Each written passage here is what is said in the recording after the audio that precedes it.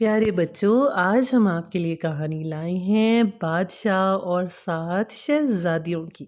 एक दफ़ा का जिक्र है कि एक बादशाह था, उसकी 7 बेटियां थीं। वो उन 7 की 7 से बहुत मोहब्बत करता, हर वक्त उनके आराम का ख्याल रखता।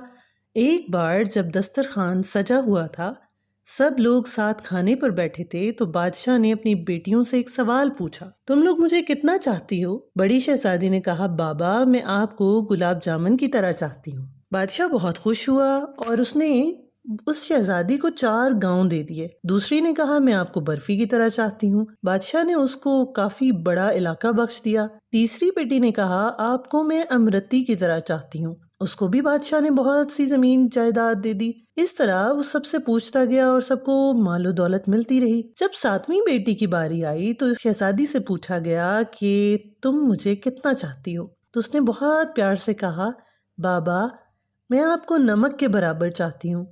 ये सुनकर बादशाह को जलाल आ गया और कहने लगा, सब मुझे इतना चाहते हैं, तुम नमक के बराबर?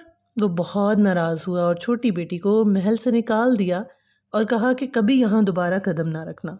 तो प्यारे बच्चों, पता है क्या हुआ? वो लड़की जंगल की तरफ चली गई, पत्तों और लकड़ियों में मिलाकर एक झोंपड़ी बनाई और वहां रहने लगी।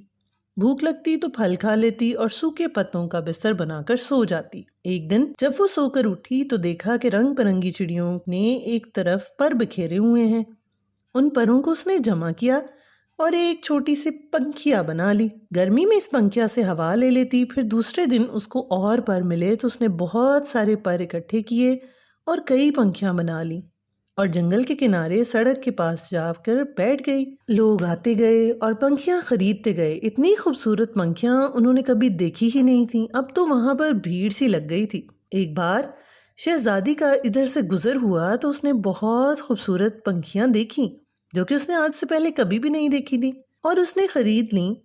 फिर शहजादी से पूछा, तुम कौन हो? उसने कोई जवाब ही नहीं दिया। उसके खूबसूरत हाथ बता रहे थे कि उन्होंने कभी काम नहीं किया। पंखियां बनाने में उसकी उंगलियां जख्मी हो गई थीं। तो प्यारे बच्चों, शहजादे ने उसका पीछा जंगल तक किया और उसको पता चला कि वो एक शहजादी है और सजा काट रही है। बहुत गमगीन हुआ शहजादा और वो अपनी सल्तनत में वापस गया और वालिदैन से सारा माजरा कह सुनाया। उन लोगों को भी बहुत दुख हुआ। वो अपने बेटे की बारात जंगल में ले गए और दोनों की शादी कर दी। मगर शहजादी अपने वालिद को बहुत याद करती थी और खुश नहीं रहती थी। एक दिन उसने शहजादे से कहा कि वो अपने वालिदैन की दावत करना चाहती है और उनसे मिलना चाहती है। शहजादे ने जबरदस्त किस्म की दावत का एहतमाम किया और बादशाह को मदऊ किया। शहजादी ने कहा, सारा इंतजाम आप देखिए, मगर अपने वालिदैन और बहनों के लिए खाना मैं खुद तैयार करूंगी। सारे मेहमान आ गए, कई दस्तरखान एक साथ लगे और बादशाह से शहजादियों के अंदर इंतजाम किया गया।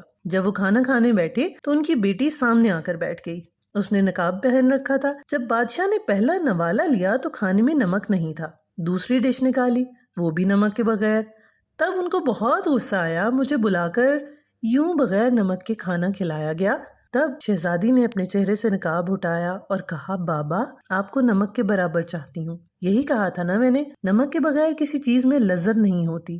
बादशाह चौंक उठा और फिर उसने आगे बढ़कर अपनी बेटी को गले से लगाया। उन दोनों की आंखें भर आई। प्यारे बच्चों, बेटी से माफी मांगी शहजादे ने और बेटी ने कहा, कोई बात नहीं बाबा, अल्लाह तो सबका होता है, आप परेशान न हो, मैं अब बहुत खुश रहती हूँ। और बच्चों, इस तरह शहजादी ने सबको खुले दिल से माफ किया और ये एहसास भी दिला दिया कि सब अपनी गलती पर थे।